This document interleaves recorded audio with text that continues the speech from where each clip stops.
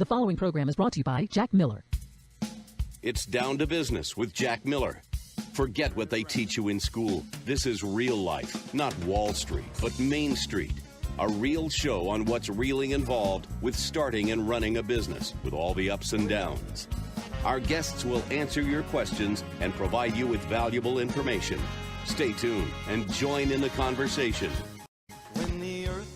Hello, everyone. This is Jack Miller here. I'm pleased to be here on this beautiful Thursday day with our friend and co-host, Todd Cohen. How are you, Todd? I'm doing great, Jack. Great to be here, as always. We have a super exciting show today. Today we have Michael Reagan, who's the son of Ronald Reagan and Jane Wyman. I have tons of questions for Michael about some personal stuff. I really want to learn about his mom. Everyone talks about his dad, and we're going to get him in on a few minutes. But let me ask you a question first. I was thinking about this. Go ahead. Yesterday I had to travel to Atlanta, and it's a beautiful city, and it's important to get there and be with the people and meet someone face-to-face and see properties and walk them. You learn a lot, but I must confess, I hate to travel. You like to travel? Traveling is the worst. Well, there is nothing worse. Atlanta's not too far from here, and there's generally direct flights since it's a big airport. It was direct flight. It's right. A huge airport, beautiful airport.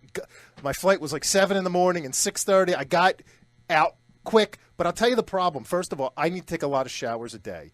And I'm a germaphobe, so huge. When I travel, I'm like, I got up at 5 in the morning, I didn't get home till 9 o'clock. I couldn't shower. So I can't shower, and then I need to be near home base in case something happens. Yeah, so, a little number 2 call, huh? So I'm scared to death the whole time. So for 2 days before I travel, I stop eating hard foods, and I go on like a liquid diet. I will only eat like a soft pretzel or a bag of chips or something. I agree. It's funny. 100%. That's the whole day yesterday. I had an Annie Am's pretzel because I was so scared I was going to have a calling. No meat whatsoever, nothing spicy, nothing risque. You cannot eat anything, no roughage. You can't eat like a big broccoli-laden salad, nothing like that. So it's got to be something safe and something bland and plain. I agree. So between the shower and I need a home base, I'm like a nervous wreck over it. I'm just so glad to be home. I get it. Airplanes are like flying Petri dishes of disgusting filth. I mean, okay. the whole traveling, the whole scenario is not for someone like you and I who are germaphobes and, a little bit of a hypochondriac. You get off the plane, you already feel like you have like the flu or something worse. 100%. I'm glad you feel the same way. I don't feel as crazy. So let me ask you a question. So you sit down on the flight to come home. It's a pretty empty flight. And before you get on the flight, I have to look at everyone in the terminal or by the gate to see, first of all, I want to see if anyone's a terrorist because I'm scared to death. Right. Then you try to focus on the people who you don't want to sit next to you. They're the disgusting-looking ones. And then I focus on the ones who you want to sit next to you. That's right. Oh, I hope she sits next to me, or he wouldn't be so bad, or she wouldn't be so bad. And I usually get the opposite. I get the worst. So I get on the plane, and I don't see anyone, like, special. And I'm sitting in my seat. I sat like the 4th or 5th row in on the end, and all of a sudden, this nice Southern belle comes on who looks like 28, blonde hair. Curvy, vixen. All dolled up. All the right curves, all the right And moves. I'm thinking, how come I didn't see her? I'm thinking, what happened? Where'd she come from? People like that don't sit at the gate with the rest of us. Yeah, I don't know where she sat. They have their special areas. They're in the VIP club or whatever. And I couldn't believe it. When she sat next to me, I was like, oh, my gosh. I was thinking, like, this is unbelievable. I never get people like this.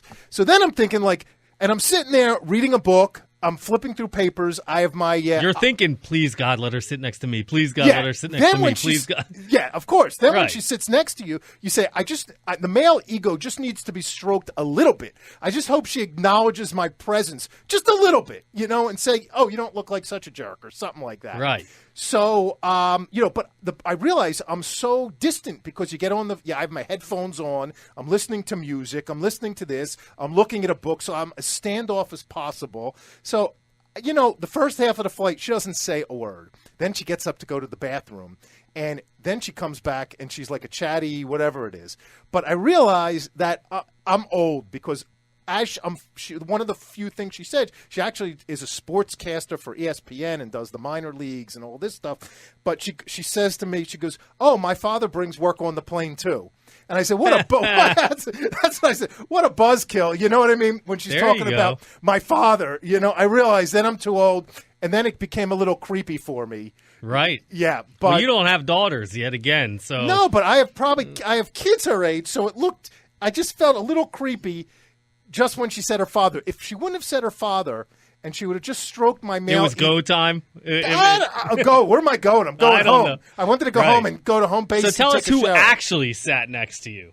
I mean, that's who you were hoping for, but obviously the person this is the first time I ever had anyone sit. Well, actually, one time years ago, I had a lady sit next to me, and her head fell asleep on my shoulder, believe it or not, and she was brazierless. And I could not help but of course. And I'm staring at them the whole plane. Right. But she didn't talk to me. But it was okay. So anyway, you ready to get Michael Reagan on the phone? I mean, I haven't been so excited for a guest yet, and we've been having great guests. Let's patch Michael in. Michael, you there? You got me. Hey, Michael, I appreciate your time. And again, I know what a super busy guy you are, and it is prime time. New for us. I assume you're a news junkie. Prime time for everyone in the news business. Yeah, a lot of stuff. But you know something? When I'm not listening to news, I'm listening to country music. There you go. Who's your favorite? Oh my gosh, Brad Paisley's a dear friend. He's one guy who's a favorite. You've got the Florida Georgia line, who's great. Right. You just go through the Gosh, Jake Owen. I don't blame you. There's a whole group of them. The news is too depressing. The news is way too depressing. That's what I do. I say, like, if you don't want to be depressed, read the comics and listen to country music all day, and you'll have a good day. If you want to be depressed, listen to the news. Yeah, you listen to country music, the stories they tell in those songs, you got to feel good about yourself, right? Pretty much. I actually got into country music like a year or so ago. They have a country station down in South Florida, and I put it on when I go home. There's that old joke, what do you get when you listen to a country song backwards? You get your dog back, your girl back, you get everybody back. Yeah, you get your car back, your girlfriend we go back. Like the HCM Awards, we go to the CMA Awards. We head over to Vegas, to the Mandalay, at the beach when they do their beach concerts. It's great. So you're really into it. Okay, I'm going to listen to more country music. I'll feel better.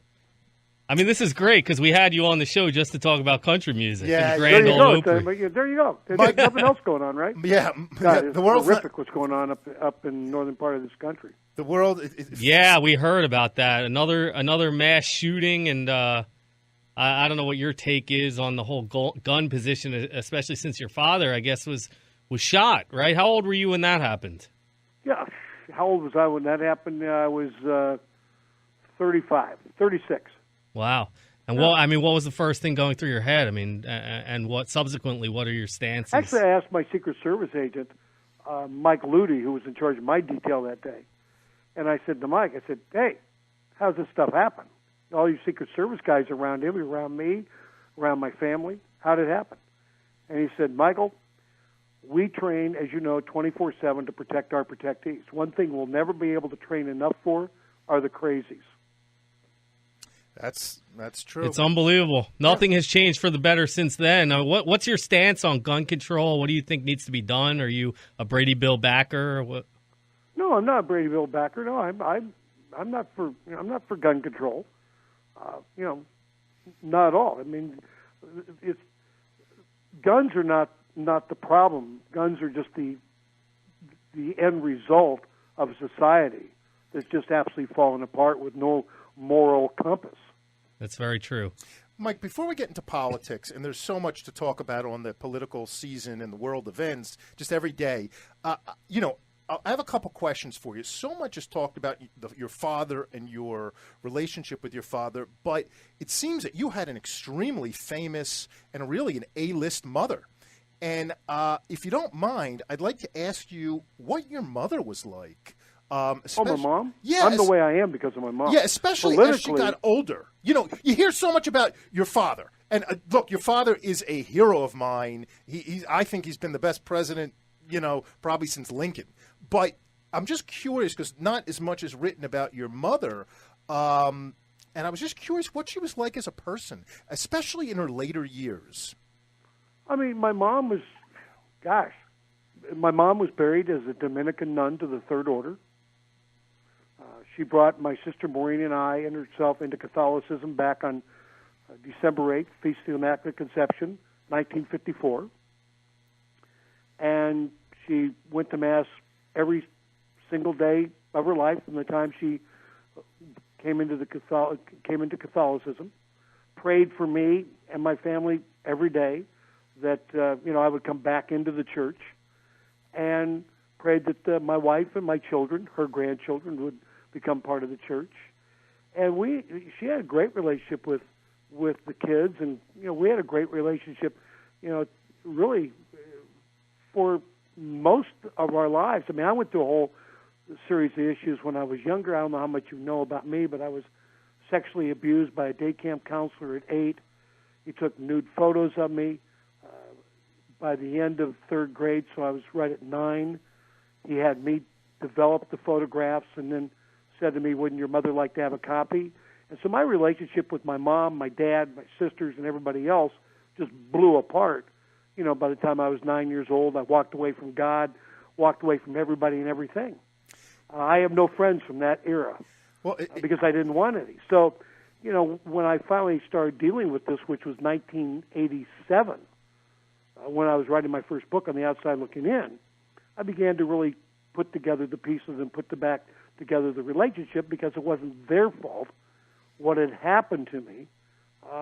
It just what happened, and it was a matter of just dealing with it. And so my mother's and my relationship, was great. I mean, it was just, it was really terrific. She was a great lady, didn't look for the media, didn't want to be in the media. She had a great television series in the 80s called Falcon Crest. Yeah, she Everyone did. knows that. And, like I said to somebody who said, "Hey, you're Ronald Reagan's son." I said, "Yeah, but my mom's making as much a week as he's making in a year." Well, I was going to actually talk to you about that. I know this is crazy, but this is what goes on in my crazy head. But first, she won what, an Oscar or an Academy Award? Yeah, she won the Oscar in 1948, Best Actress, for a movie called Johnny Belinda. She played a deaf mute. If you ever want to see a scene in a movie, She was that got raped, you an right? Academy Award, Google Jane Wyman sign the Lord's Prayer. I'll definitely do Wow. That got her the Academy Award basically in 1948. She was nominated, I think, 3 or 4 more times for Academy Award for Best Actress. Yeah, she was. Interesting enough, I mean, to talk about her, she was the star in Lost Weekend, which won Best Picture. She got her own Academy Award for the movie that we're talking about, where she plays a deaf mute, Johnny Belinda. She was also she starred with Bing Crosby, and Bing Crosby, the song that they sang in the Cool, Cool, Cool of the Evening, won Best Song in a Motion Picture in 1951.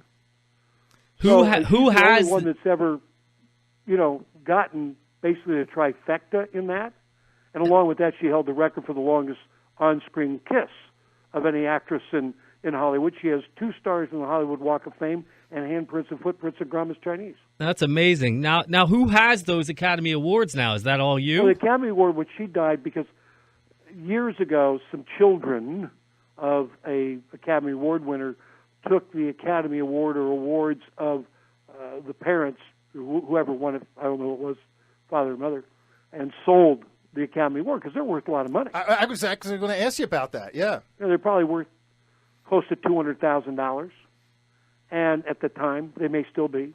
And so the Academy made a determination and passed a kind of a rule or law when somebody who wins the Academy Award passes, the award goes back to the Academy.